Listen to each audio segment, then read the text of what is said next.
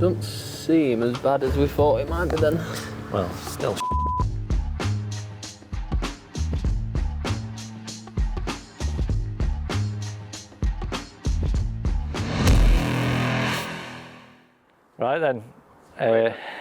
Right then, another Amarok video, Scraparok, and we finally killed it. Probably seen the Dalton video.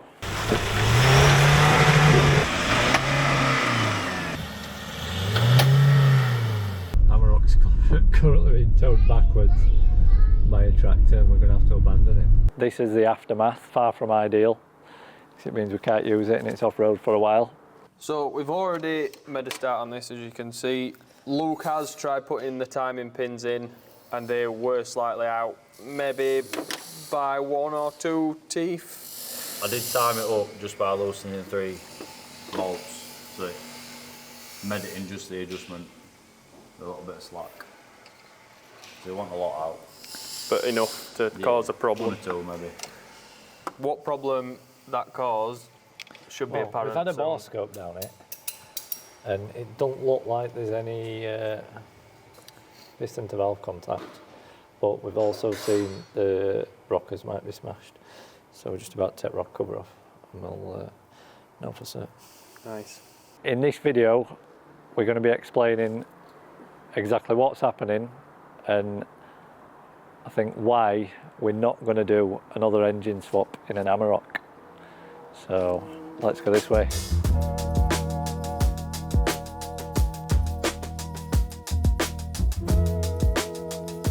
So before we start touching on any of this, I think we'll briefly discuss how we ended up in this situation.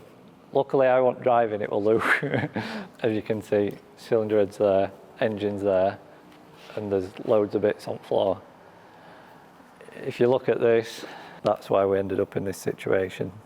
So valves got a little bit intimate with pistons, smashed a few rockers. Whoa, let's have a look.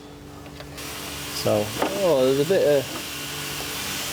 all rockers are smashed there. So, cylinder 1, exhaust smashed. Don't seem as bad as we thought it might be then. Well, still So we've got little bits that are not supposed to be in there. It's done a decent job. Just loads of little bits hanging around that shouldn't be there. on these common rail engines, if you have a little bit of piston to valve contact, say if the timing belt snaps or it jumps to, sometimes it will just smash the rockers, which are here. It'll just smash these to bits and you'll get away with it. Unfortunately for us, it smashed the rockers and we didn't get away with it. The bore for this lifter is damaged and you can't get another lifter back in it. So this head's pretty much scrap. We've got a ported head. We just happen to have a ported head kicking about with big valves, which it'd be rude not to. So that leads us on to why we're going to put another 2-litre engine in this and not mess about with another engine conversion. Obviously, when we work somewhere like this, it's quite easy to get carried away and think, why don't we stick something else in it? Why don't we put a 2.5 in it? Why don't we put an M57 engine in it? PD. Yeah, 1.9 PD. I think the only thing we'd consider putting in this is a 1.9 PD, and unless there's 100 plus comments saying put a 1.9 PD in it, we're not doing it. If there is, then we might. We can go into a bit of depth in that if you want. Quickly, we'll sidetrack. Right, to fit a 1.9 PD, we need that. A 1.9 PD has not got that. Quickly come this way. Quick, Miller. That's a PD block and it's missing this mount. So that is what would make it tricky for us to put a PD. We could make a bracket and come off there and I'm sure we could make it work, but it's not as straightforward as I thought. The other options I considered 2.5 PD, like what we've got in Transporter, but that obviously comes in Tuaregs mounted longitudinally. So it'd probably be easy enough to put one of them in. Obviously you just use mounts. The tricky bit would be bell housing, but we could do that. Obviously other engine we considered M57, N57, but we came to the conclusion that why bother putting one of them in? If you want that power, you just buy a V6 Amarok, and that'll do better power all day long and no messing about. We did full circle thinking about all that, came back to the 2 litre engine and said, if we can make the 2 litre power and torque delivery similar to that of a V6, we'd be pretty happy with it. So I printed out a load of graphs here while I'm comparing everything. This is a standard and a tuned V6 Amarok graph. They've got around 400 foot-pound of torque, and base models like 224 horsepower, you can get up to 250 horsepower in stock form. If we can get similar to this, which is from another 2 litre bi-turbo application, this is actually a transporter engine, you can see the torque curve is very similar and the power is a little bit up on a standard Amarok form. So ultimately, that is what we want to achieve from this build. How we're going to do that is relatively straightforward. We've done plenty of other 2 litre common rail builds that have way in excess of 250 horsepower, but the key thing for this is reliability. Because obviously when you're off-roading, things tend to be getting caked in mud. You're not moving very fast, so the heating becomes an issue. Another reason why we want to push the 2 litre is because we haven't really done one previously.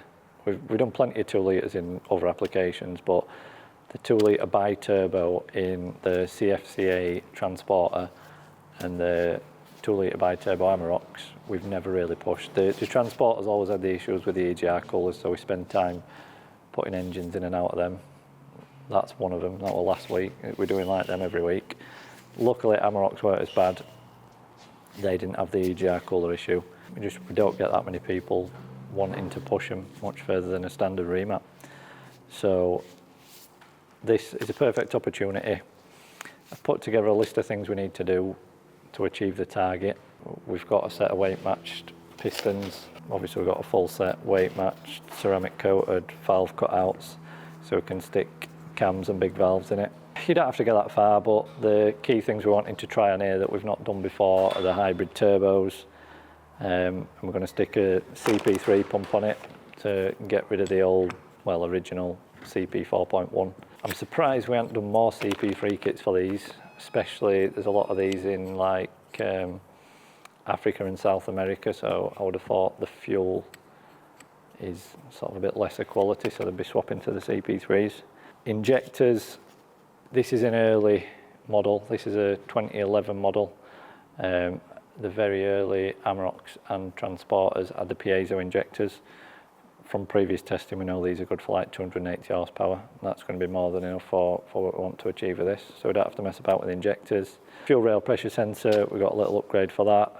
Don't need to do anything with a pressure regulator. The turbos, the very early model, like ours, if you're going to hybrid these, you don't want to use that as a core because they are the smallest turbos that came on this truck. You're better with, I think, the truck that came with the solenoid injectors. We'll put part numbers up on screen, but basically the difference in everything really, compressor, inducer, exducer, turbine side, on both big and little turbos, it's loads smaller. We'll go upstairs in a minute and look what we've done to those. We're going to stick some head studs in it.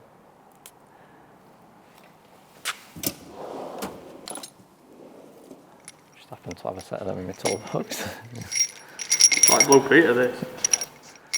Here's a set I made earlier. Set of ARPs. So head studs, oil cooler. Again, we want to keep temps down. A lot of people in like Australia getting crazy up with these. So we're going to fit a big oil cooler to it. I'm also going to look at oil filter relocation. I had another customer, again in Australia, questioning whether we had an oil filter relocation kit for these, just to simply make oil changes a lot easier. Intercooler hoses and intake pipe. Probably wondering why they're covered in dots. I'll go upstairs in a minute and have a look at the reason for that. We're going to make custom silicons for these. A lot of people probably won't want this, but we're going to do an aircon delete kit. We don't need it in this country, simplify it. I also want to look at a water-cooled alternator. The alternator sits on these, it's right in the firing line of the front left wheel arch. So if you go through water, alternator's getting absolutely peppered. So if we can put the water-cooled seal unit on, we can tee off the EGR cooler pipe work straight into that. It'll keep a sealed unit and we'll be winning. Other thing we want to look at is a radiator upgrade again for cooling. We need a big radiator for our V12 project.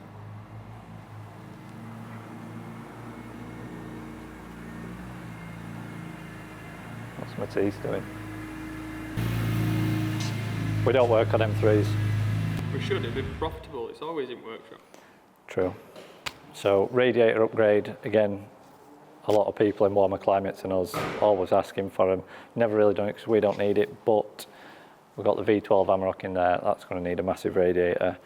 While we're doing one for that, we'll try and make one that's compatible with the 2 litres and the V6, so we've got a nice upgrade. Intercooler, probably going to try and make the one off the V6 fit. We have tried before, but we've not been this deep into it before. Obviously ours is a manual, so while we're doing this, with the added power, we're going to need a clutch upgrade. We'll probably look at the uni-clutch system for that. Tie it in with a dual mass rather than swapping it to single mass.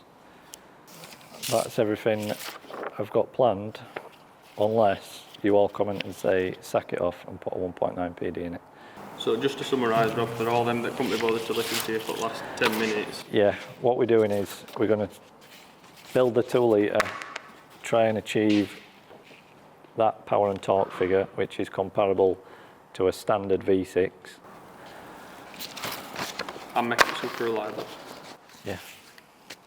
We'll go have a look at turbo and silicons and tools for that. Standard turbine wheel, standard compressor wheel. This is just from the low pressure side. So billet compressor wheel and custom high flow turbine side. There's a little bit of a size difference there. So we know from similar applications this is easily capable of 250 horsepower. Already had compressor housing machined, so that fits nicely in there. Waiting on a tool for our CMAP machine. As soon as that's here, that can be balanced, get it built up and it's good to go. So we're making the most of the Bamboo Lab printers. What we've done here is, you saw the dots on the hoses, the original intake and intercooler hoses. We 3D scanned them, modelled them up and then created this jig and 3D printed it. So what this allows us to do, the fabricators can then make a pipe to fit straight in there, and we know it fits perfectly to the original. We can even print little jigs like that so they know exactly how to cut the bends and it fits perfectly in there. We've done that for intake and both intercooler hoses, so we send these off now, get the silicons made and we can get them test fitted. So yeah, that's what's happening with the Amarok. Obviously it's good that we can use it to develop some more products that we've not already got. That's another main reason why I want to develop the 2 litre a bit more, or work on the 2 litre rather than just swapping it. So let us know your thoughts, if you think we're wasting his time, or if there's something else on that engine that you want to see, or transmission, obviously this is manual, but if you've got a ZF8 and you want to see an oil cooler for that, we can have a look at it. Yeah, just drop us a comment, let's see how we get on.